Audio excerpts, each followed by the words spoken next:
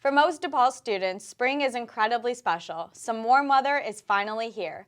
But for others, spring means something else: baseball. More specifically, Cubs or White Sox. And this year, it's even better with both teams off to unusually good starts. Good Day DePaul's Jenna Duddleston looks at the unique rivalry between Chicago's historic and beloved teams.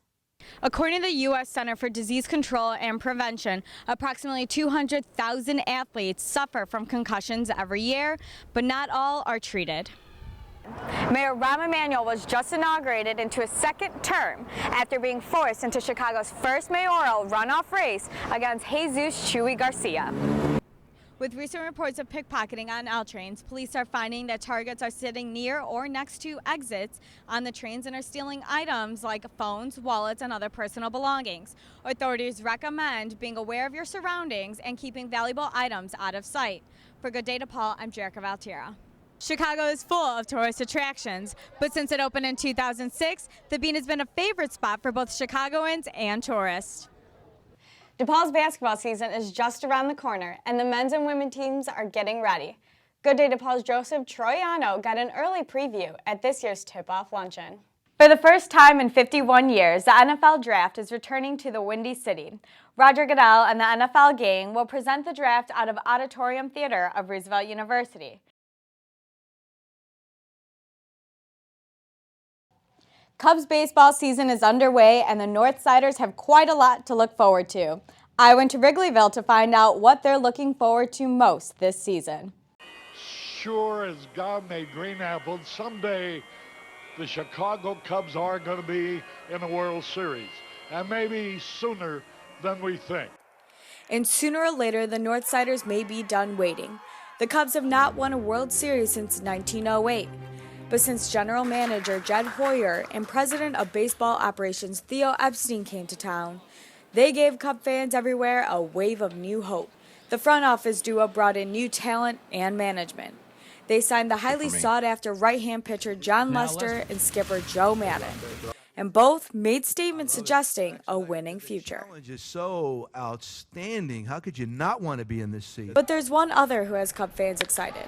Chris Bryant out in the deep center. Chris Bryant, third baseman called up from the Cubs minor league system, has made a name for himself around town.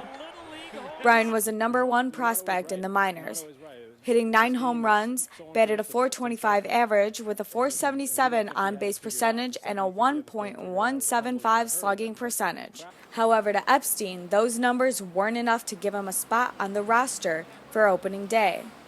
During a spring training game, Epstein speaks out about Bryant staying in the minors. I've never put a young prospect on an opening day roster who hadn't played in the big leagues previously. The decision to keep Bryant from being on the roster on opening day has raised questions about his contract. Financial aspect to all of this. The financial aspect is that if Chris Bryant stays in the minor leagues for X number of days, then the Cubs bring him back, then he would have one more year in which he would be under contract with the Cubs. It works, players come up and they go back down. Made sense why they'd keep him down. It makes good business sense.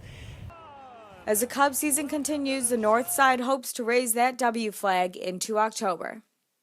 For Good Day DePaul, I'm Jerrica Valtierra. Even though the men's soccer team hasn't had a great year, there have been bright spots, especially with some of the younger players. Simon Magali, know that name. He's one of DePaul's leaders in goals and overall scoring. The sophomore had a bright start to his first collegiate season last year. He started in the opening 3 games and had an assist in the 3rd game against UIC. It's a weird feeling being like the youngest one out there, but it's a great feeling to know that you can compete with everybody out there. So, Magali, a midfielder, played in 13 matches last season, and that experience gives him a different mentality for this year. Just always try to keep calm and right off the first 15 minutes, 20 minutes. We've been good this year with starting off right away and going at them, so I try to set the tempo real high off the beginning because then the other team will be back off a bit and then we can get settled in and play. Magali says his main goal is helping his teammates. I think the harder I work with finishing just after practice or during practice, that'll definitely help the team, and then just trying to set up other teammates for goals because we get right up to the final third, but sometimes our last pass is lacking. But once we get that going, I think it'll be a really big improvement. Junior goalkeeper Mac Robinson says Magali does it all. He's a very expressive player. He likes to be all over the field, and he's very much a team player. He gets back on defense when he has to, and then he scores goals for us. He's a very good technical player. He's very creative. It's always an asset to have a player like that on the team. And, you know, I really give him props for all the work that he does, because he works very hard at what he does, and, you know, we wouldn't be the same without him. Jerrica Valtierra is here with the latest on Blue Demon Sports. So, Jerrica, one of DePaul's top track stars is going out in style. Yes, that is right, Heidi.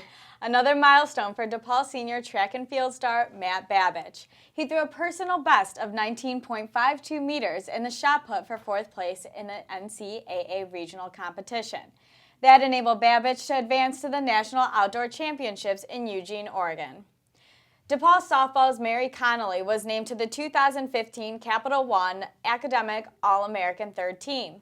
Connolly finished second in the program's history with 44 home runs, third with the .633 slugging percentage, fourth in career RBIs, and fifth in total bases and walks drawn. She was also picked for the NFCA Great Lakes All-Region First Team. The DePaul women's basketball season may be over, but they still had a lot to celebrate at the team's annual banquet. Senior guard Brittany Rinko was named the team's MVP. Rinko was also the Big East Player of the Year after leading the league in scoring. Junior guard Shanice Jenkins was named to the USA Basketball's World University Games roster. And another notable award went to sophomore Jessica January and senior Megan Rogoski.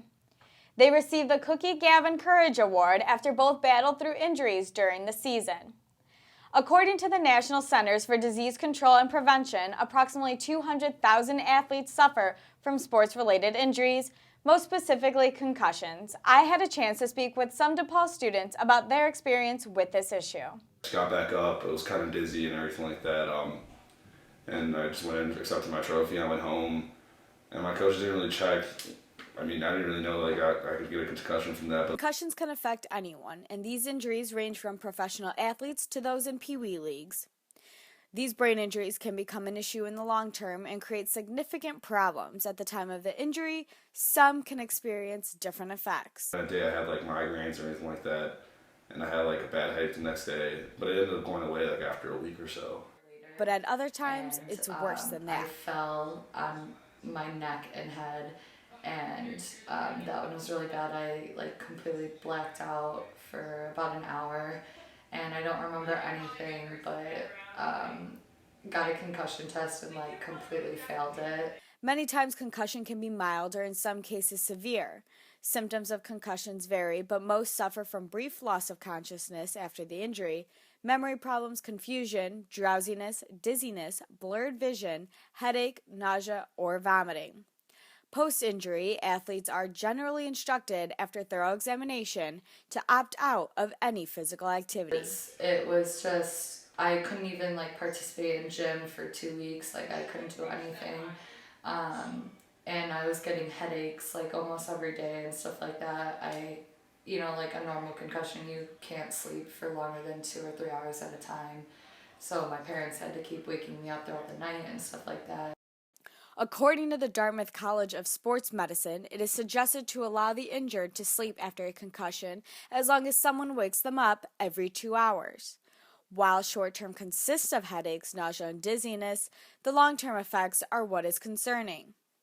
A study found in the online publication of the Journal of Athletic Training, Dr. Stephen Bergoglio says concussive injuries can disrupt fundamental elements of high-order neurocognition by chronically impairing attention, working memory, inhibition, and interference control. As concussive injuries can vary in age and playing level, they also vary in which sport is affected. In a recent analysis of the top 5 sports that account for concussions are football accounts for 56.8% of concussions, girls soccer 11.9%, wrestling at 7.4%, girls basketball at 7%, and boys soccer at 6.6%. Yes, Delaney, it's a real issue. We'll have to keep a close eye on it. Thanks, Jerrica.